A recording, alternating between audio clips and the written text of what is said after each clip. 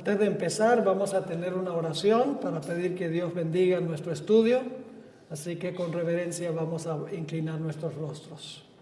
Padre Celestial, hemos disfrutado de muchas bendiciones en los últimos 3 días. Ha sido una bendición para mí conocer a hermanos y hermanas de esta iglesia, de otras iglesias. Te ruego, Señor, que tú bendigas a cada uno y que al abrir tu palabra esta última vez en esta serie, que tu Espíritu Santo nos acompañe. Ayúdanos, Señor, a tener un reavivamiento que lleva a una reforma. Te lo imploramos en el nombre precioso de Cristo, nuestro Salvador. Amén. Quiero comenzar leyendo 2 citas del Espíritu de Profecía sobre el asunto del reavivamiento. La primera cita la encontramos en el libro Servicio Cristiano, página 53. Servicio Cristiano, página 53. Dice la sierva del Señor allí: un reavivamiento de la verdadera piedad es la mayor y más urgente de todas nuestras necesidades. ¿Cuál es nuestra mayor necesidad? La más urgente y la mayor necesidad. Un reavivamiento de la verdadera piedad.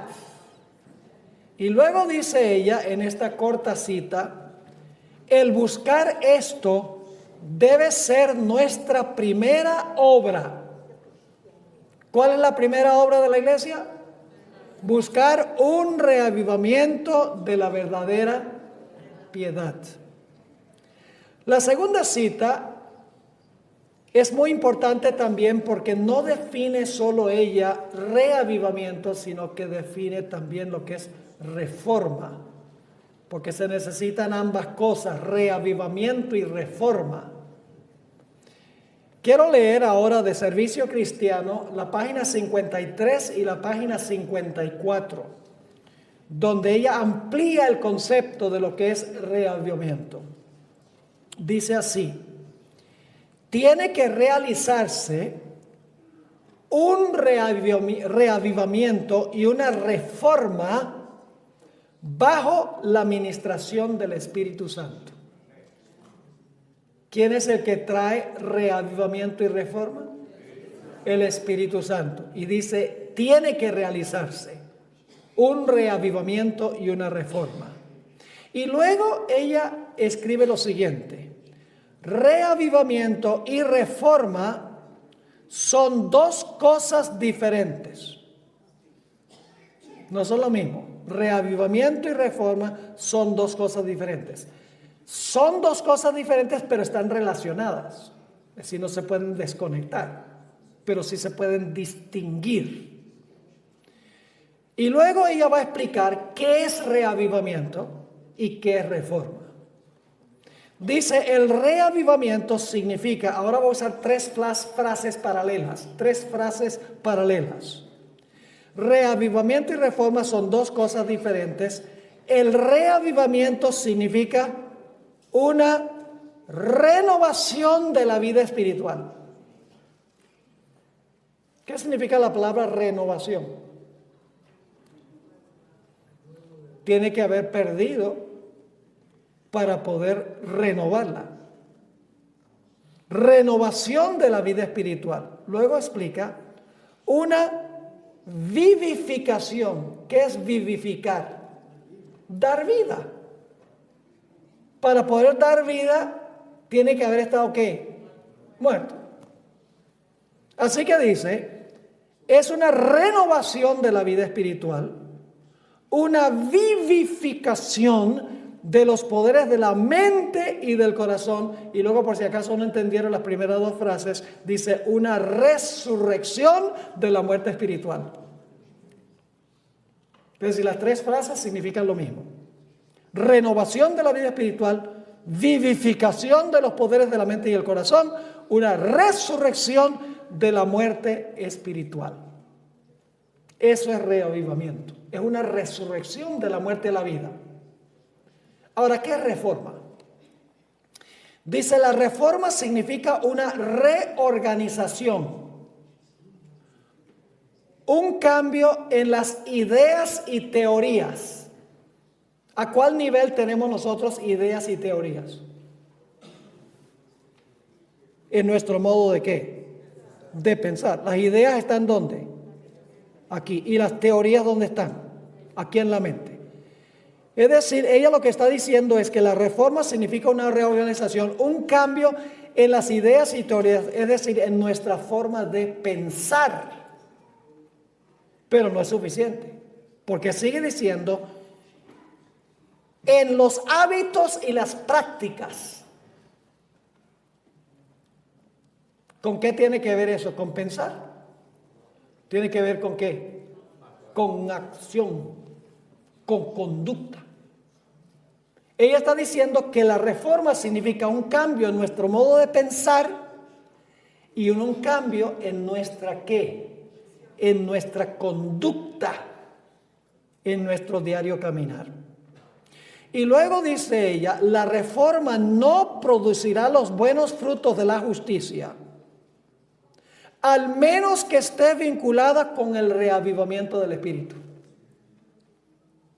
La reforma no va a producir buen fruto, al menos que vaya vinculada con el reavivamiento del Espíritu. Y luego dice ella, el reavivamiento y la reforma han de realizar su obra señalada, y al hacer esta obra, ambas deben combinarse. ¿Se puede distinguir el reavivamiento y la reforma? Sí. ¿Se pueden separar? No. Ahora, permítame amplificar un poquito más este punto. Reavivamiento sin reforma no es en verdad reavivamiento. Reavivamiento sin reforma no es reavivamiento. Reforma sin reavivamiento no es en verdad reforma. Reavivamiento sin reforma es mero sentimentalismo o emocionalismo. Y reforma sin reavivamiento es legalismo y fanatismo. Voy a repetir eso porque tal vez no lo pudieron procesar en la primera vuelta. Nuevamente, reavivamiento sin reforma es puro sentimentalismo o emocionalismo. Vamos a encontrar que hay gente que dice, necesitamos un reavivamiento en la iglesia, vamos a conseguir unos tambores y vamos a bailar en la iglesia. Y estamos reavivados. Eso no es reavivamiento. Es pura emoción, puros sentimientos. Por el otro lado, reforma sin reavivamiento, como hay que deshacerse del árbol de Navidad y que todo el mundo sea vegano, etc. Reforma, pero si no viene de un reavivamiento, la reforma lo que es fanatismo o legalismo. Son las dos zanjas que establece Satanás. Ahora yo pregunto, usted está manejando por una carretera en el norte de los Estados Unidos. Está nevando terriblemente. Se resbala el carro que ustedes están manejando. Yo pregunto, ¿a cuál de las dos zanjas preferirían caerse? ¿A la zanja izquierda o a la derecha?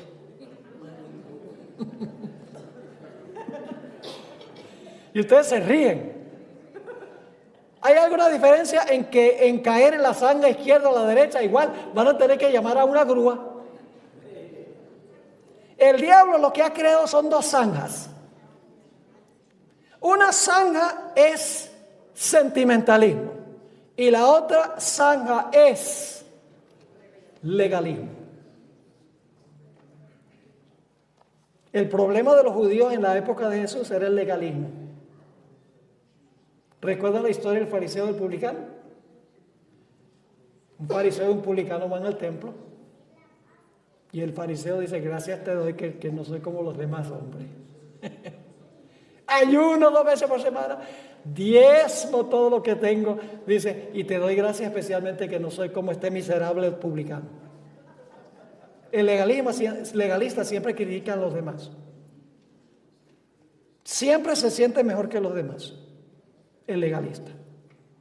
Mientras Tanto el publicano se batía el pecho, ni se atrevía a mirar para arriba. Y decía, sé propicio de mí que soy pecador. Y se fue a su casa justificado. El fariseo era un legalista. Su reforma no era porque tenía un corazón reavivado, era solamente legalismo. ¿Recuerdan ustedes la historia del joven rico? ¿Qué tengo que hacer para tener la vida eterna? Jesús dice, guarda los mandamientos. Listo. Todos estos los he guardado desde mi niñez. Jesús dice, así es la cosa. ¿Cómo los guardaba el joven rico? Por legalismo. Jesús dijo, bueno, sí, ve y vende todo lo que tienes y dáselo a los pobres. No, ahí no. Era legalista, guardaba la ley para ganar la salvación. No porque tenía un corazón nuevo. El hijo mayor en la historia del hijo pródigo, siempre hablamos del hijo que se fue y no hablamos del hijo que se quedó. El que se quedó era legalista. Era el judío de la época de Jesús. Le dice a su papá, padre, yo te he servido todos estos años. He sido un hijo ejemplar. Y no me ha matado ni un cabrito. En cambio, este sinvergüenza, ¿ve? El legalista. Este sinvergüenza que despilfarró toda tu herencia que tú le diste, tú le has matado el buey engordado. ¡Qué justicia! Si alguien se merece una fiesta, soy yo. El legalista. No servía a su padre porque amaba a su padre, sino por obligación. Por eso Jesús le dijo a los fariseos, ustedes son sepulcros blanqueados.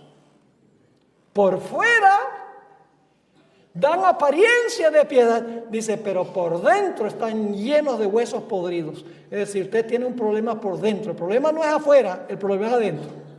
Lo que ustedes hacen afuera no es un reflejo de lo que está adentro. Así que la primera zanja es el legalismo. Pero la otra zanja es la que va a caracterizar al mundo cristiano al final de la historia. El libertinaje. Se va a decir, no, lo único que importa es que tú tienes la justicia de Cristo en tu vida. Las obras no cuentan para nada. Jesús se refirió a estos cuando habló de los que echaban demonios y hacían milagros y hacían muchas señales, profetizaban. Y dice, no hicimos todo esto en tu nombre. Jesús dice, apartados de mí, obradores de maldad. Esa palabra maldad es la misma palabra que se traduce en 1 Juan 3:4, transgresión de la ley. Podría traducirse, apartados de mí, transgresores de la ley. Personas que tienen milagros y señales y prodigios, mucha emoción, pero que echan a un lado la ley de Dios, los requisitos de la ley de Dios. Y tenemos Santiago 2. Yo tengo fe, dice, yo tengo fe. Y sin embargo hay una persona en la iglesia que no tiene ni ropa ni tiene que comer. Y le decimos, vete a tu casa y come y vístete bien. ¿Sí? Mucha religión, pero que no se manifiesta en la práctica. Lo que nosotros necesitamos, hermanos y hermanas, es un reavivamiento, una resurrección espiritual de la mente y el corazón, para que entonces nuestra obediencia sea aceptable ante Dios. Porque la obediencia debe fluir del corazón. Ahora, en los próximos minutos yo quiero hablarles de los elementos de reavivamiento y reforma. Y consta de varios puntos. En primer lugar, Dios creó a Adán y Eva espiritualmente vivos. No tenían pecado. Y como no tenían pecado, estaban espiritualmente vivos, tenían una conexión viva con Dios. Por eso vivían en armonía con la ley. Les salía naturalmente, porque estaban vivos espiritualmente. Su conducta manifestaba que tenía un corazón puro, un corazón limpio, un corazón vivo. Pero luego el hombre pecó, y cuando el hombre pecó, y cuando digo hombre estoy hablando en términos genéricos que incluye varón y hembra. Cuando el hombre pecó, murió espiritualmente. Y como estaba muerto espiritualmente, su conducta lo reflejaba. Vamos a leer un par de versículos que describen a los que están fuera de Jesús, los que están en pecado. Están muertos según la Biblia. Efesios al capítulo 2 y el versículo 1 y 2. Efesios 2 y el versículo 1 y 2. Estos dos versículos describen a los efesios antes de conocer a Jesús, cuando estaban viviendo en pecado. Dice, y de ella recibisteis vosotros, que estabais, ¿qué? Muertos. ¿Qué estaban los efesios? Pues estaban físicamente vivos, pero espiritualmente muertos. Dice que estabais muertos, esa es su condición de su corazón. Muertos. ¿Muertos en qué? En delitos y pecados. Esa es su conducta, ¿sí o no? Su condición es muertos y eso se manifiesta en delitos y pecados. Y dice, en que en otro tiempo anduvisteis. Recuerden que ayer hablamos de la palabra andar. ¿Qué significa la palabra andar? La conducta. Se traduce también caminar, el diario caminar. ¿Qué pasaba con los efesios?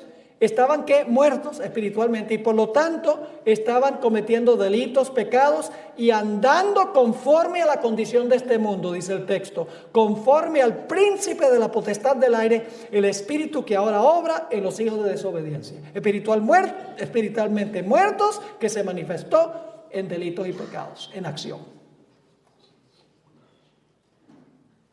Y luego vamos a leer Colosenses el capítulo 2 y el versículo 13, la misma idea de que los que están fuera de Cristo están muertos espiritualmente.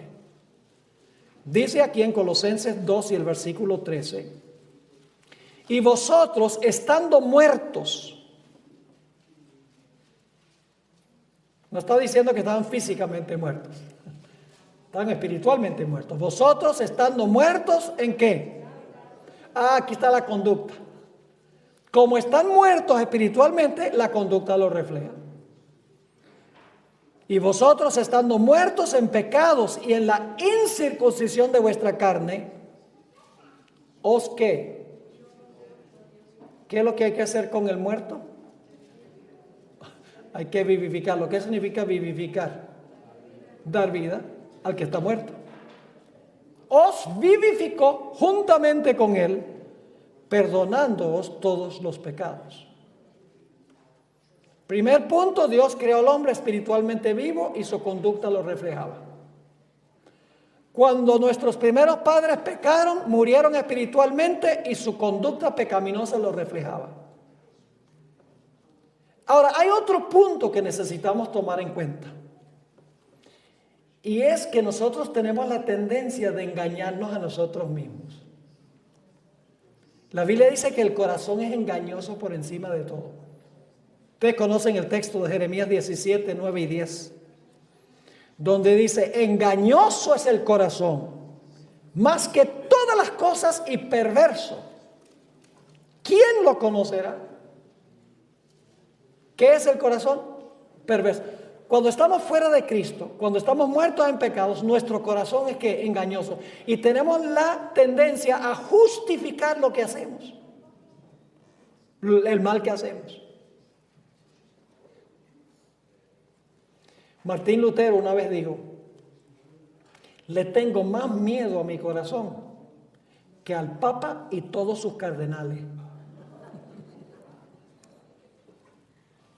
Porque el corazón es engañoso. El corazón de una persona espiritualmente muerta es engañoso. Y cuando la gente hace cosas que no debe, lo justifica el corazón. El corazón es engañoso, pecaminoso. Así que necesitamos conocer ¿qué? Necesitamos conocer nuestro corazón como es en verdad. ¿Y cómo podemos conocer nuestro corazón? El versículo 10 de Jeremías 17 nos dice cómo podemos conocer nuestra verdadera condición, que estamos muertos, dice allí en Jeremías 17:10, la pregunta ha sido, ¿quién lo conocerá? Y ahora viene la respuesta, yo Jehová, que escudriño, ¿qué? El corazón. ¿Qué hace Dios? Escudriña el corazón. Y pruebo los riñones para dar a cada uno según su camino, según el fruto de sus obras.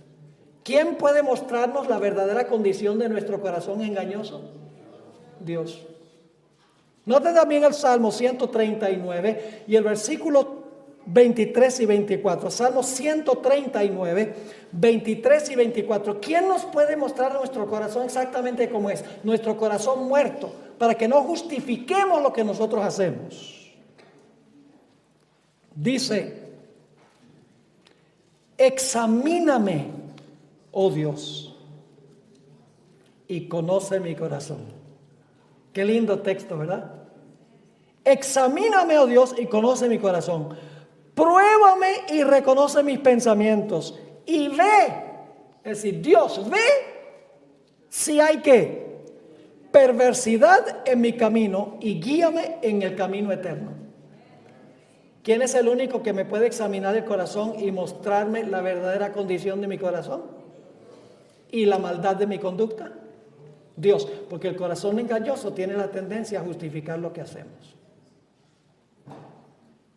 Ahora, ¿cómo nos muestra Dios la condición de nuestro corazón? Escuchen bien, no es que yo me siento, yo creo que en la oración Dios nos ayuda a conocer, pero yo no creo que yo me siento y digo, Señor, muéstrame la condición de mi corazón. ¿Por medio de qué es que Dios nos muestra la condición de nuestro corazón? Por este libro que está aquí. ¿Esta es palabra de Dios? Por medio de esto, Dios nos conoce y nos examina el corazón. Por medio de este libro. Por eso dice que la espada del Espíritu es ¿qué? La palabra de Dios. Es decir, Dios nos muestra, Dios nos examina, nos escudriña y nos muestra la condición de nuestro corazón cuando nosotros ¿qué? Estudiamos la palabra de Dios. Por eso el diablo tiene tantas cosas interesantes en la televisión que confirman la pecaminosidad del corazón. Cuando usted expone su mente a música mundana y expone su mente a películas mundanas, se confirma y fortalece el pecado en el corazón. Y usted puede engañarse y decir, eso no me hace daño, pero le hace daño. Y lo lleva a racionalizar y lo lleva a justificar lo que está haciendo. Noten el libro de Hebreos, el capítulo 4 y el versículo 12 y 13. Hebreos 4, 12 y 13. Aquí habla de la espada. La espada del Espíritu es la palabra de Dios. Vamos a ver qué hace la palabra de Dios. Dios nos examina, nos escudriña cuando nosotros leemos y estudiamos la palabra de Dios. Dice ahí en Hebreos 4, 12. Porque la palabra de Dios es viva y eficaz y más penetrante que toda espada de dos filos. ¿Qué es la palabra de Dios? ¿Como una qué? ¿Y qué hace esa espada? Cuando usted la lee, ¿qué hace? Penetra. Dice, y que alcanza hasta partir el alma. Penetra profundo, ¿no? Y aún el espíritu y las coyunturas y los tuétanos. Y discierne. ¿Discierne qué? Los pensamientos y las intenciones de qué? Del corazón. Y no hay cosa creada que no sea manifiesta en su presencia, es decir, en la presencia de la palabra. Antes todas las cosas están desnudas y abiertas a los ojos de aquel a quien tenemos que dar cuenta. ¿Cómo nos muestra Dios la condición de nuestro corazón muerto y regenerado? Por medio de su palabra. ¿Y cómo es que entra la palabra? ¿Por dónde entra la espada? por los ojos y por los oídos. Ahorita la espada está entrando. Yo tengo una espada ahora. Y la espada está penetrando. La palabra de Dios es la espada. Y cuando se predica la palabra y se oye, y cuando la palabra se lee, la espada penetra y nos muestra la verdadera condición de nuestro corazón. Todo verdadero reavivamiento se centra en la palabra de Dios. Todo gran reavivamiento de la historia ha tenido como centro la palabra de Dios, porque lo primero es que tiene que mostrarnos la condición verdadera de nuestro ¿qué? La verdadera condición de nuestro corazón, que estamos muertos y que necesitamos una resurrección espiritual. Ahí comienza con la palabra de Dios. Quiero leerles una cita de un campestre a donde predicó Guillermo Miller. ¿Han oído hablar de Guillermo Miller? Este campestre se realizó en la ciudad de Portland, Maine, y el periodista que asistió escribió un artículo sobre cómo era la reunión de Guillermo Miller. Y quiero que noten qué característica tenía la reunión de Miller. ¿Sabe que en las reuniones de Miller no hacía milagros, no hacía así como Benny Hinn y se cae todo el mundo? Y no imponía las manos para sanar a los enfermos, ni la gente rodaba en los pasillos riéndose en el espíritu. No, las reuniones de los milleritas no eran así. Vamos a ver cómo era. Esto se encuentra en la Review and Herald, noviembre 25, 1884. Está describiendo este campestre. Todo estaba avanzando poderosamente. Anoche unas 200 personas pidieron oración y el interés parece estar cada vez más en aumento. Toda la ciudad está agitada, escribe este periodista. Los sermones del hermano Miller no asustan en lo más mínimo a sus oyentes.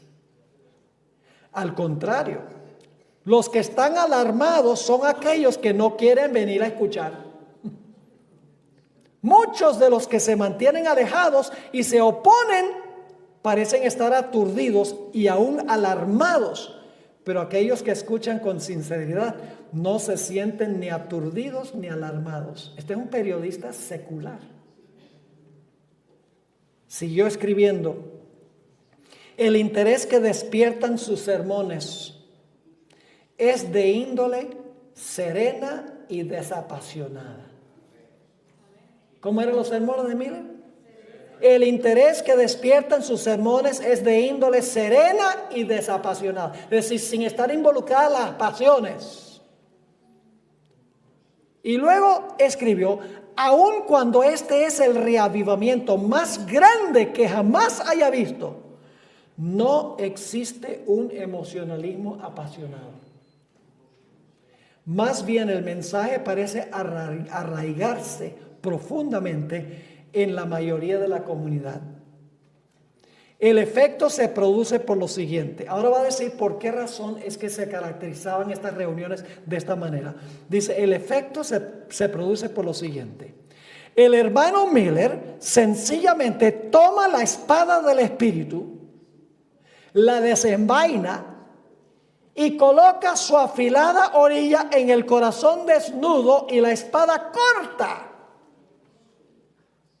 Esto es todo. Ante el filo de esta arma poderosa, la infidelidad cae, el universalismo se marchita, falsos fundamentos se desvanecen y los mercaderes de Babilonia se maravillan. Me parece a mí que esto debe parecerse más a los reavivamientos apostólicos que cualquier otro evento que hayan visto los tiempos modernos. ¿Qué era lo que qué causaba el poder de la predicación de Miller? Poner la palabra desnuda sobre el corazón, penetra y corta, y transforma y cambia. La hermana White agrega su testimonio en la revista Signs of the Times, mayo 17, 1883. Ella escribió lo siguiente: la mundanalidad en la iglesia, que es la mayor causa de la muerte espiritual. ¿Cómo es la cosa? ¿Qué es lo que causa la muerte espiritual? La mundanalidad de la iglesia, que es la mayor causa de la muerte espiritual, se debe a la influencia de miembros egoístas y ociosos. Y luego dice esto: hay que coartar esta enfermedad mortal. El bisturí del cirujano corta profundo cuando es necesario remover material putrefacto y pestilente. Asimismo, la palabra de Dios, más aguda que toda espada de dos filos, debe cortar hasta el corazón, o el mal nunca será quitado. ¿Están captando la idea? No hay reavivamiento sin la predicación de la palabra. Cuando un ministro se para y echa 3 cuentos y especula y no predica la palabra, no hay poder.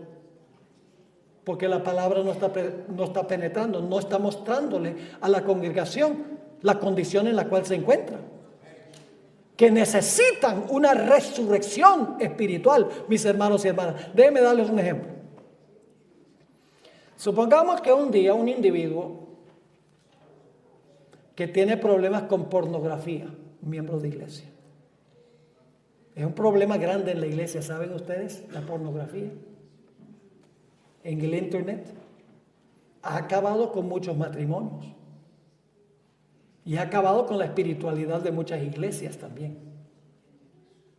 Pero un individuo que tiene este problema, un día está leyendo su Biblia y lee Mateo 5, 27 y 28, donde dice: oísteis que fue dicho en el antaño, no cometerás adulterio. Mas yo os digo que cualquiera que mira a una mujer para codiciarla, ya adulteró en su corazón. Y la persona está leyendo el texto, y ahora el texto lo está leyendo a él. Porque al leer el texto dice: ajá, ese eres tú. ¡Wow! Él empezó a leer el texto y ahora el texto lo está leyendo a él. Y entonces la Biblia dice: esa pestilencia que tú tienes ahí, yo estoy dispuesto a sacarla si tú quieres. ¿Qué ha hecho la palabra de Dios en ese caso? La palabra ha penetrado, le ha mostrado su condición y la necesidad que tiene de una resurrección espiritual para ver un cambio en la vida.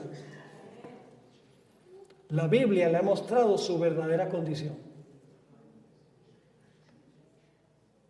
Ahora, si usted no viene a la Biblia con un corazón sincero, si usted viene con un corazón engañoso a la Biblia, usted sí tiene un problema serio. Porque la gente todo lo justifica con la Biblia.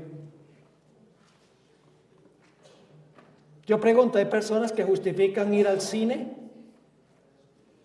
¿Cómo no? Hay personas que usan la Biblia para justificar el comer cerdo. Sí, la oración santifica el chancho. ¿Lo que dice? Hay personas que usan la Biblia para justificar la observancia del domingo. ¿Sí o no? Hay personas que usan la Biblia para inclusive practicar una vida homosexual. ¿Saben cuál versículo usan? El apóstol Pablo dijo que ya no hay varón ni hembra. Y si no hay varón ni hembra, un hombre se puede casar con un hombre y una mujer con una mujer. Ese es un argumento que usan. Pero ignoran todos los otros textos. ¿Por qué? Porque quieren practicar la vida homosexual. Y el corazón engañoso quiere justificarlo. Y van a la Biblia con el fin de justificarlo, lo que hace su corazón engañoso. ¿Me están entendiendo? Por eso tenemos que venir a la Biblia con oración y decir al Señor: Señor, la Biblia es tu espada, mete esa espada ahí y muéstrame verdaderamente lo que soy. Porque yo mismo no puedo saber quién soy, porque mi corazón es engañoso. Necesito una resurrección espiritual. Ahora, más específicamente, mis hermanos y hermanas, ¿saben ustedes que la Biblia es un comentario sobre los 10 mandamientos? Tal vez nunca habían pensado de la Biblia de esa manera, que la Biblia es una ampliación de los 10 mandamientos. Por ejemplo, la Biblia nos da historias que ilustran el 7º mandamiento. ¿Recuerdan el adulterio de David? ¿Y el asesinato? ¿Cuáles mandamientos ilustra eso? Porque el mandamiento dice sencillamente no cometerás adulterio, dice no matarás, pero no nos dice cuáles son las consecuencias de matar, ni las consecuencias de cometer adulterio, ni siquiera define lo que es adulterio. Pero cuando usted vea la historia de David, usted ahora va a entender qué significa matar y qué significa adulterar y las implicaciones y los frutos de eso. Toda la Biblia es un comentario de los 10 mandamientos. Así que más específicamente los 10 mandamientos nos muestran a nosotros lo que nosotros somos. Hay un salmo que yo leía y en realidad no podía entender lo que estaba diciendo. Hasta varios años después de leerlo. Salmo 19:7. Salmo 19 y el versículo 7.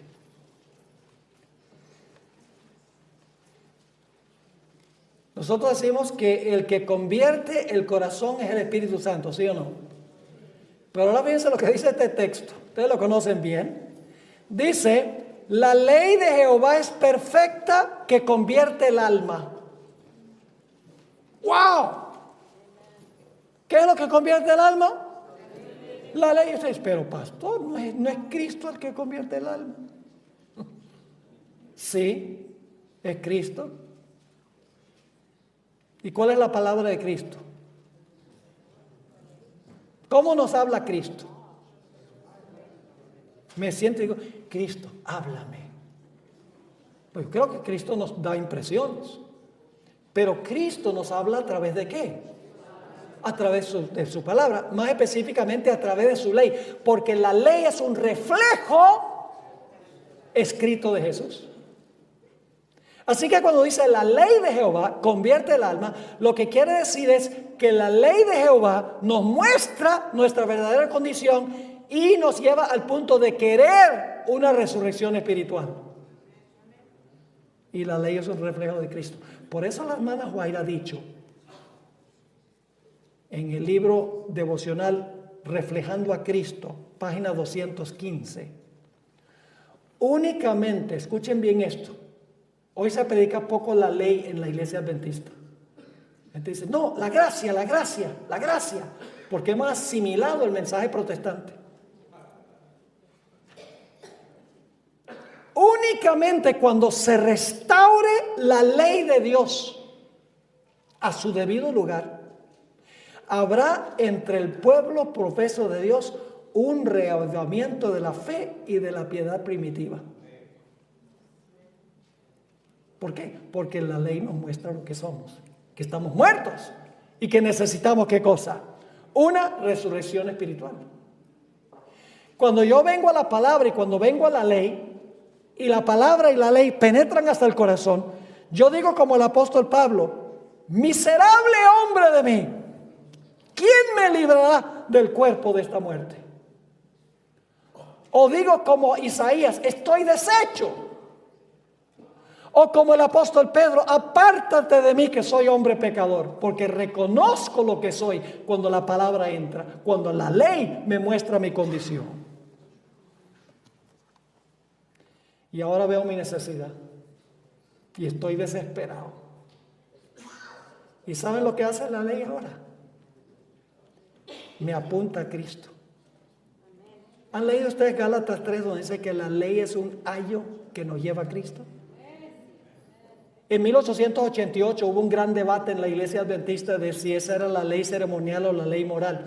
La ley moral es un ayo que nos lleva a Cristo en el sentido de que la ley de Dios nos muestra nuestra terrible condición pecaminosa, nos desesperamos y luego la ley dice, si quieres una solución, mira allá, mira a Cristo. Y cuando yo entonces, a la luz de mi pecaminosidad, yo veo a Cristo, porque el apóstol Pablo, después de decir, ¿quién me librará de este cuerpo de muerte?, dice, Jesucristo lo puede hacer.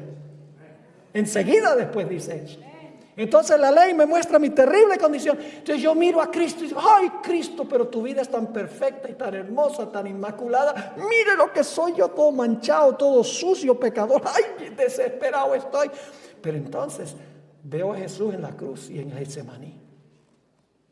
Digo, wow. Mire, clamó 3 veces que pasara la copa de la ira de Dios de su mano. Estaba bebiendo la copa de la ira porque cargó los pecados míos. Sudó gotas de sangre. Estoy leyendo la palabra está entrando. Y luego entonces le oigo clamar en la cruz, Dios mío, ¿por qué me has desamparado? Y entonces yo le digo al Señor Jesús, Señor, ¿por qué razón te pasó esto? Y Jesús dice, por tu pecado. Y entonces ahora escuchen bien, aborrezco el pecado, pero amo a Jesús. Porque veo que Él cargó el pecado.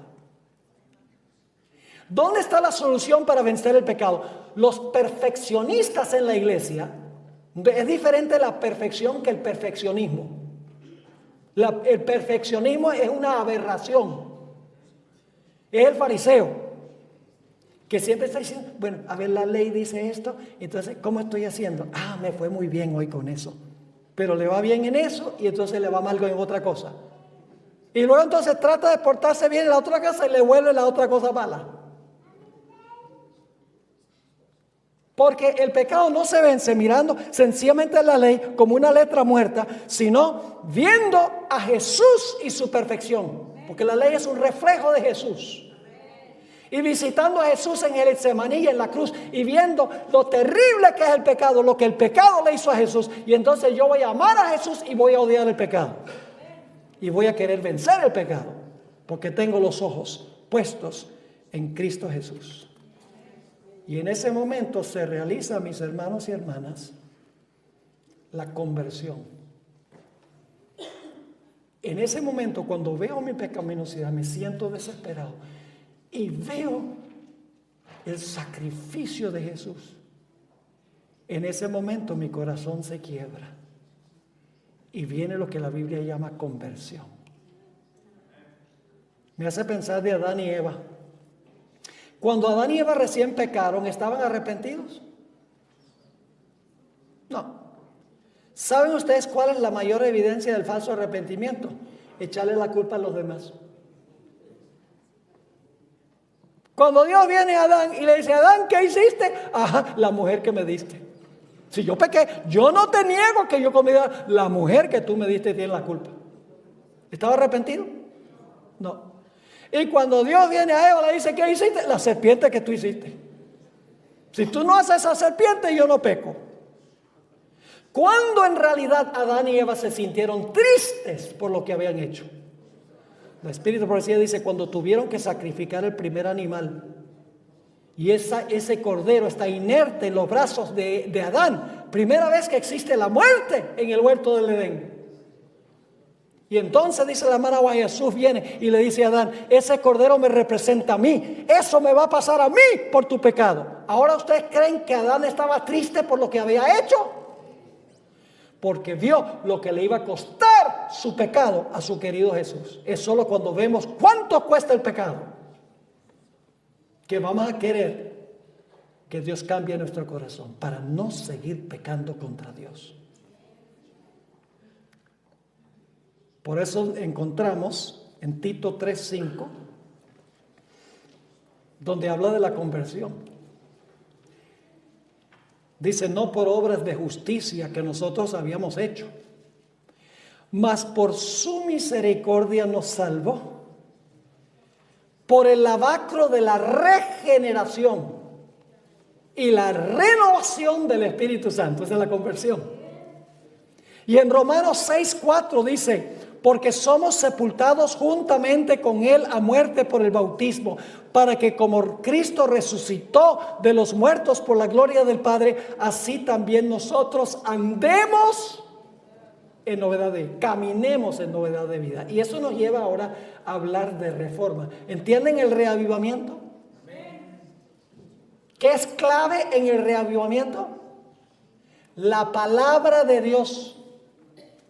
Mientras no estamos en la palabra, ni se está predicando la palabra, olvídense, nunca habrá reavivamiento en la iglesia.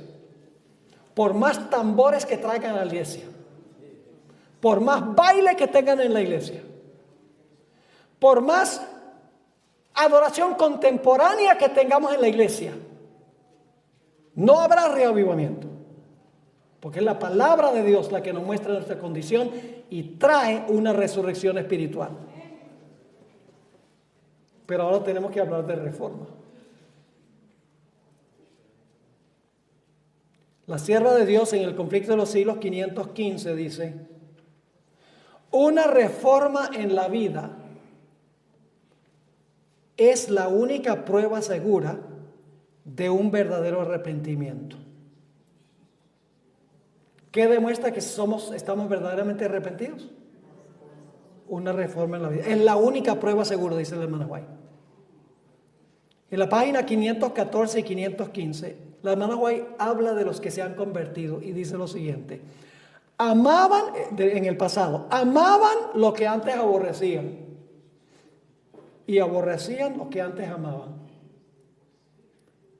Los orgullosos y tercos se volvían mansos y humildes de corazón. Los vanidosos y arrogantes se volvían serios y discretos. Los profanos se volvían piadosos. Los borrachos sobrios y los corrompidos puros. Las vanas costumbres del mundo eran desechadas. Cuando hay reavivamiento, ¿qué cambia? La conducta desde adentro. Y si la conducta no cambia, es porque el corazón está muerto. Porque el reavivamiento siempre lleva a la reforma. Y si no hay reforma, no hay reavivamiento. ¿Están entendiendo esto? Ahora, una vez que una persona nace de nuevo, una persona vive, es necesario que esa persona continúe contemplando a Jesús. Continúe metido en la palabra, porque si no lo hacemos, podemos volver a las viejas costumbres. Hay que constantemente continuar contemplando a Jesús para ser transformados en nuestra conducta de gloria en gloria. Usted conoce ese texto, 2 Corintios 3:18. Por tanto, nosotros todos, mirando a cara descubierta como en un espejo la gloria del Señor, estamos siendo ¿qué? Transformados, no instantáneamente, escuchen bien. No significa que cuando usted nace de nuevo y pasa por una resurrección espiritual que ya va a dejar de pecar, porque todavía hay una batalla. Todavía hay que contemplar a Jesús en la palabra, en la ley de Dios. Hay que contemplar a Jesús constantemente. Y somos transformados de gloria en gloria en la misma semejanza de Jesús, como por el Espíritu del Señor. Y la palabra transformados allí es la palabra metamorfosis. Mientras más contemplo a Jesús, más me veo pecador. Y más entiendo cuánto le costó a Jesús pagar por esos pecados que yo he cometido. Y eso tiene que ser todos los días. La mano me dice 1 hora, especialmente en las escenas finales, contemplar la vida de Jesús, contemplarla. Y dice que vamos a ganar victoria tras victoria. ¿Y saben algo interesante? Que cuando hemos nacido de nuevo, el pastor ya no tiene que decirnos cómo debemos vestirnos. El pastor ya no va a tener que decirnos cómo comer. Ni va a tener que decirnos qué programas por televisión podemos mirar. Ni qué música podemos escuchar. No vamos a servir a Jesús por temor al infierno, ni por el deseo del cielo, sino porque nos sale del corazón vivir una vida semejante a la vida de Jesús.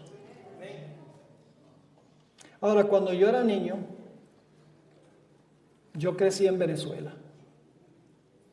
Mi padre fue presidente primero de la misión venezolana occidental, había solo 2 misiones en ese tiempo, en Barquisimeto, y entonces sirvió más de 7 años como presidente de la misión venezolana oriental en Caracas. Y un hobby que yo comencé allá en Venezuela fue el de cazar mariposas. Un buen hobby. Aunque ahora no lo practico porque no puedo matar las mariposas. En ese tiempo mi conciencia todavía no estaba vivificada. No caí en cuenta de que si Dios quería que las mariposas estuvieran en una caja, las hubiera creado en una caja. Me volví muy capaz en coleccionar mariposas.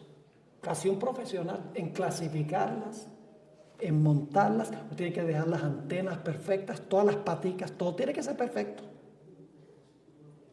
Me volví muy diestro en eso. Y aprendí mucho de las costumbres de las mariposas. Me di cuenta que las mariposas tienen 2 nacimientos. ¿Qué? Que las mariposas tienen 2 nacimientos. Sí, la primera vez que nace gusano, como nosotros. Perdonen que se los diga, pero la Biblia dice que los seres humanos son gusanos. Y ustedes saben que el gusano se arrastra por el suelo. Cualquiera viene y lo pisa. Yo recuerdo cuando estaba en Wyoming pastoreando, que había una época del año cuando había miles, tal vez, no sé si eran millones, pero la carretera, las 60 millas que yo tenía que manejar de una iglesia a otra iglesia, estaba llena la carretera de esos gusanitos, de las maripositas esas blanquitas chiquitas. No había forma de manejar sin matar a todos esos gusanitos. Pero saben que nace primero como un gusano y luego come de las hojas a donde fueron colocados los huevos por la madre mariposa. Y el gusanito empieza a crecer y se vuelve un gusano bien grandote. Y luego pasa algo impresionante que ni siquiera los científicos entienden plenamente, ni lo explican plenamente. Ese gusano se encierra en un capullo, en una crisálida.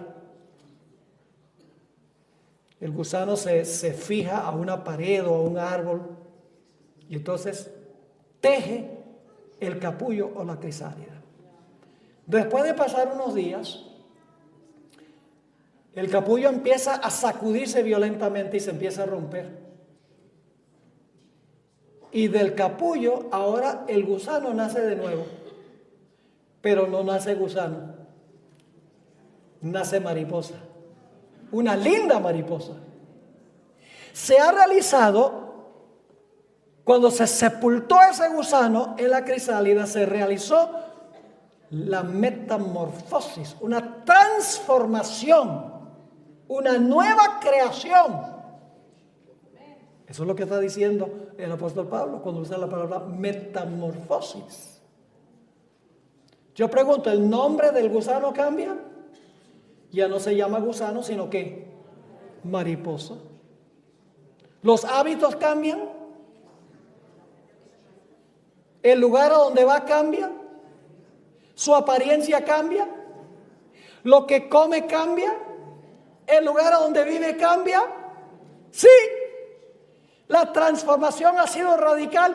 Ya no hay ninguna similitud entre lo que era y lo que llega a ser. Por eso el apóstol Pablo dice, los que están en Cristo, nueva creación son. Las cosas viejas pasaron, todas son hechas ¿qué? Nuevas cuando pasamos por esta experiencia. Ahora yo pregunto, ¿cómo cambió el gusano a mariposa?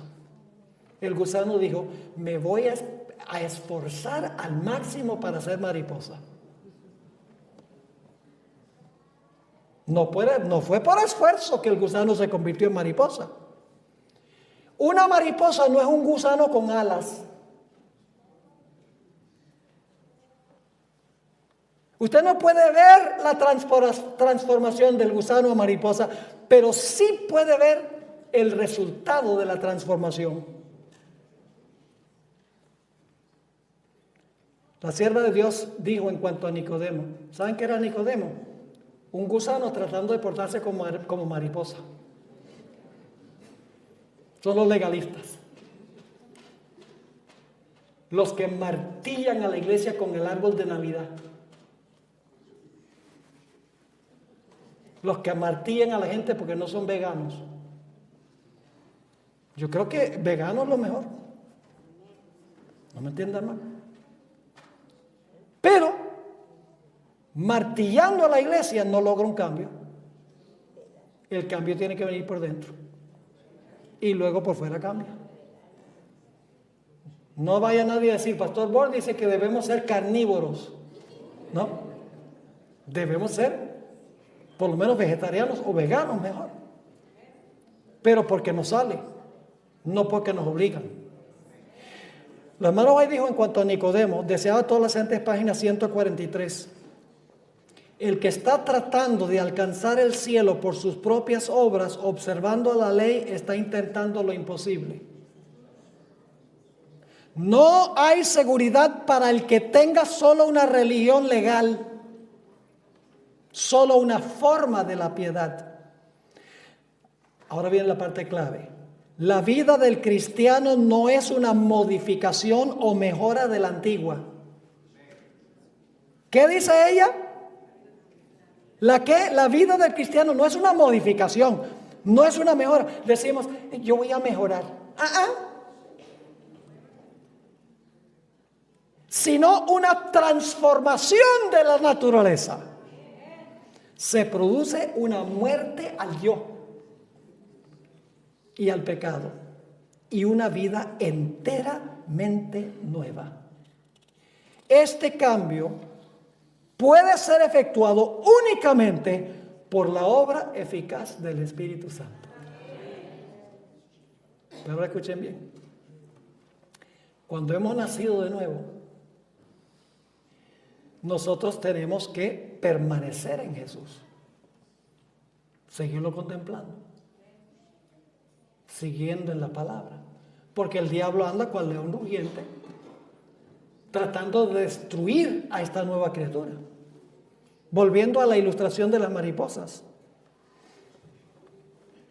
Cuando yo vivía en Venezuela, íbamos a cazar mariposas en un lugar que se llama Guamitas, cerca de la ciudad de Limón, allá en el estado Aragua. El pastor Andy sabe de dónde estoy hablando. Y allá yo iba con mi red, con mi frasco de veneno tetracloruro de carbono. Mejor dicho, uno metía una mariposa allí y en 2 segundos estaba muerta la mariposa. Y yo recuerdo la primera vez que fui allá, llevaba la malla y de repente veía esta mariposa azul, grande, hermosa, volando. ¡Wow! Y dejé ahí el frasco y todo, y la tabla de montar la mariposa y los alfileres, y salgo yo corriendo con la red detrás de esa mariposa y le tiraba a la mariposa y la mariposa subía, y le tiraba y la mariposa bajaba, porque ellos tienen esa característica, vuelan así. Y estaba tropezándome con árboles y con matas y con piedras y se me escapó. Y el atendiente del parque, porque en ese tiempo era un parque nacional, no era un parque nacional, pero había uno que cuidaba el parque, se estaba riendo y viene y me dice, ¿y por qué tú te estás matando tratando de cazar esa mariposa? Porque yo soy coleccionista y es una mariposa hermosa. Dice, pero tú no tienes que matarte. Lo único que tienes que saber cuál es su debilidad. De verdad, tiene una debilidad, así como no. Le digo, ¿cuál es? Dice, le encanta el banano. Algunos le dicen guineo, plátano, cambur, dependiendo de qué país eres. ¿Saben de qué estoy hablando, verdad?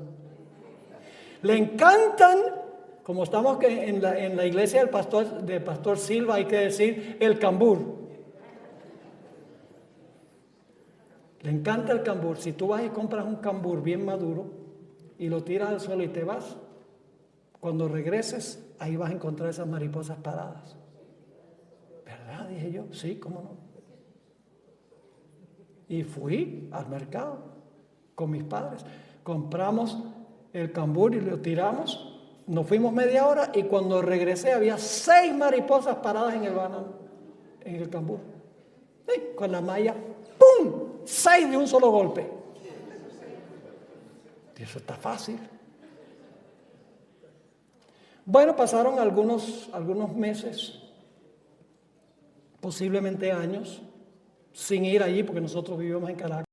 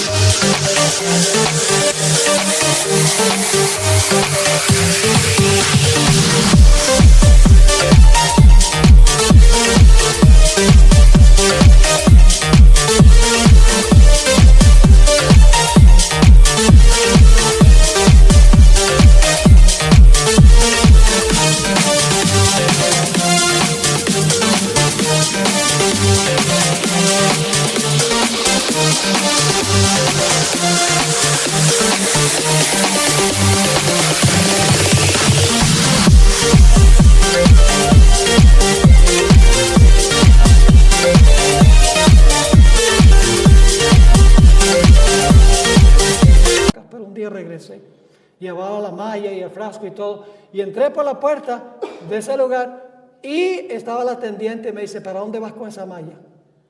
Le voy a cazar mariposas. Dice, no, no puedes. ¿Cómo que no puedo? Dice, no, porque este es un parque nacional. Y en el parque nacional no se puede cazar mariposas, no se puede matar nada que esté vivo. Y yo le dije, pero si yo lo he hecho antes. Dice, no, pero desde que tú estuviste la última vez, esto se declaró parque nacional. ¿Saben lo que hice yo? Salí de la cerca y tiré el banano afuera. Y cualquier mariposa que salía del refugio y se paraba sobre el banano, fuera del parque, era presa segura.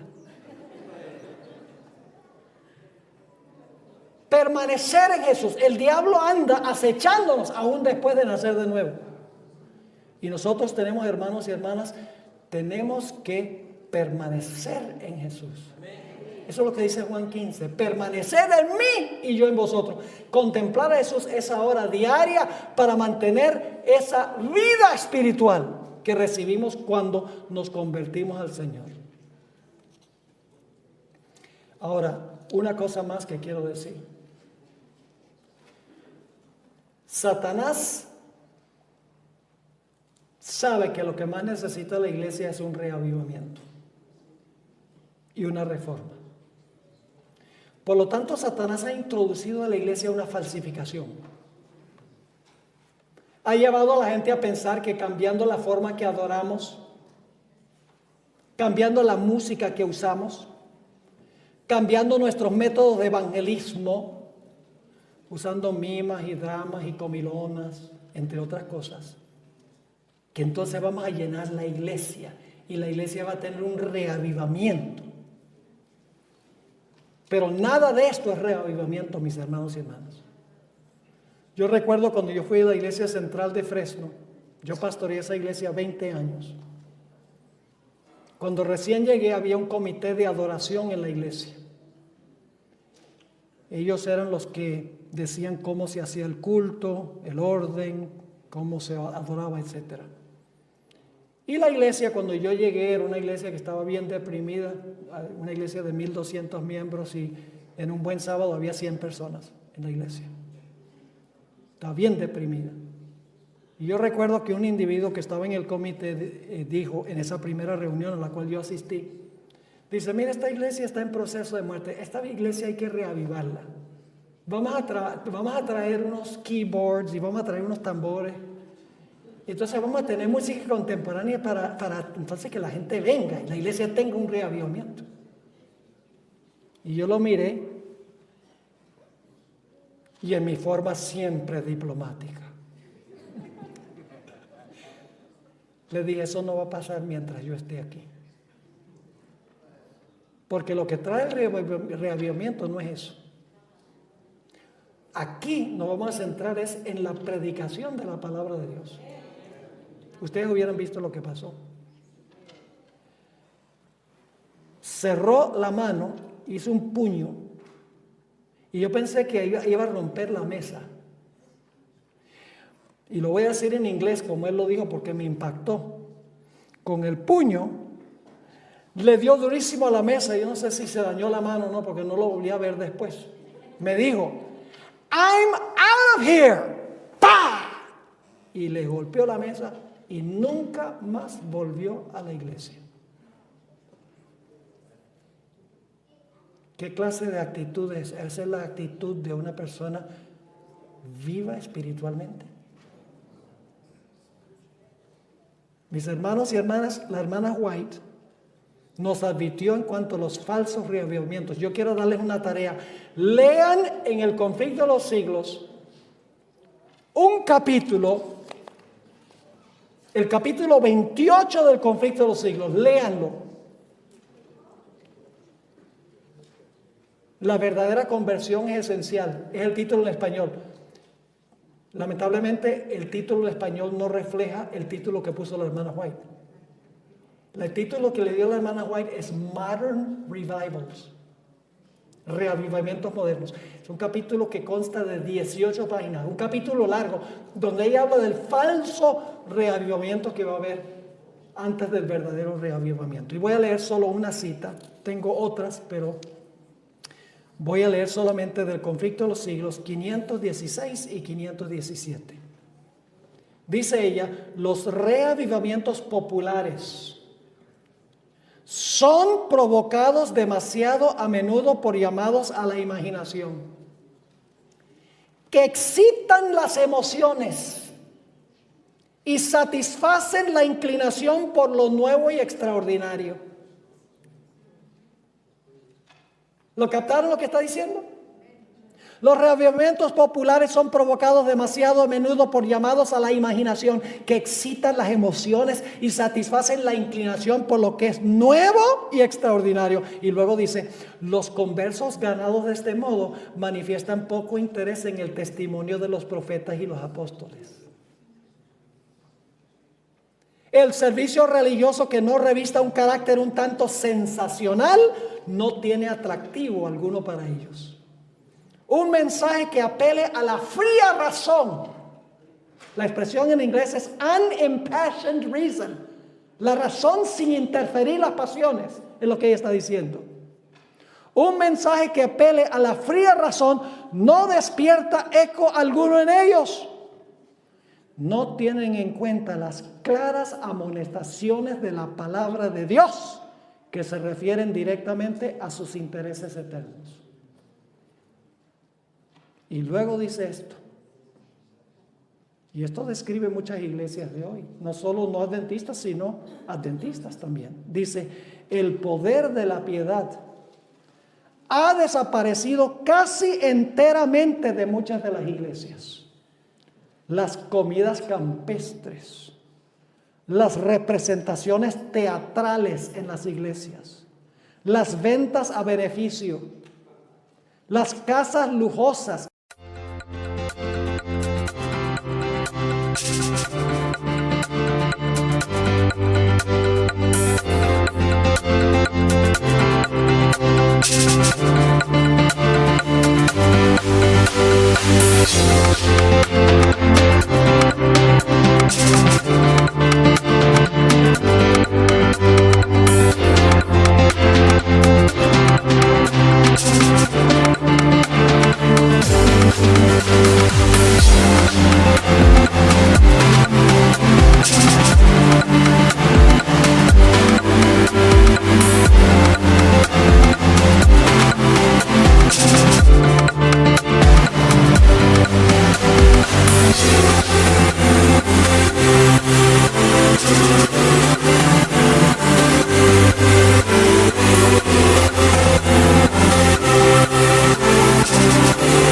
Ostentación personal han alejado de Dios los pensamientos de la gente.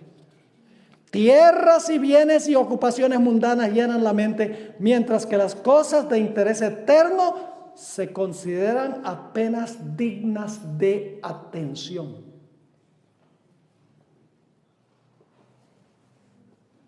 ¿Están captando la diferencia entre un reavivamiento verdadero y uno falso? Dios quiere que entre su pueblo haya un reavivamiento genuino, una resurrección de la muerte espiritual, que lleve a un cambio de la vida, a una reforma de la vida espiritual.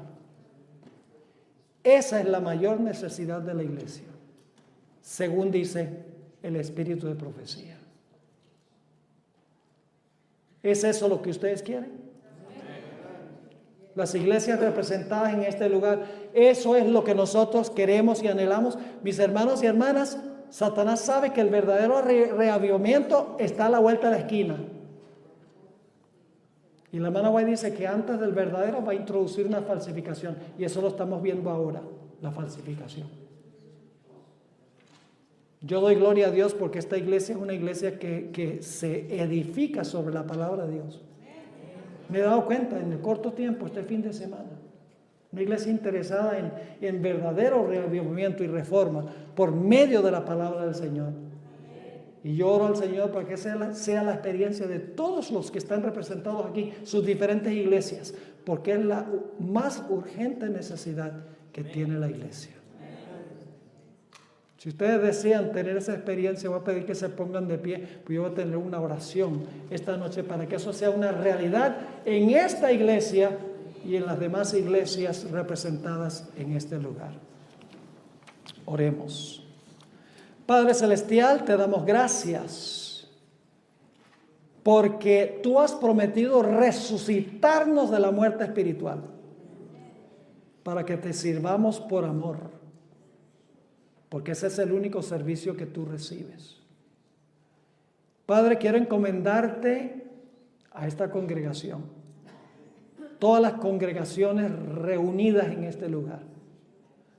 Padre, te ruego que los que han venido aquí regresen a sus iglesias, compartan este mensaje, que haya un verdadero reavivamiento y reforma en las iglesias de esta región del país. Contamos con tu promesa y reclamamos esa promesa. Gracias, Padre, por habernos acompañado en esta serie de reuniones. Gracias por el pastor Silva, por su esposa, por su familia. Te ruego que continúes bendiciendo su ministerio, que pueda producir abundante fruto para tu honra y tu gloria. Gracias, Padre, por escuchar nuestra oración, porque te lo imploramos en el precioso nombre de Cristo nuestro Salvador. Amén.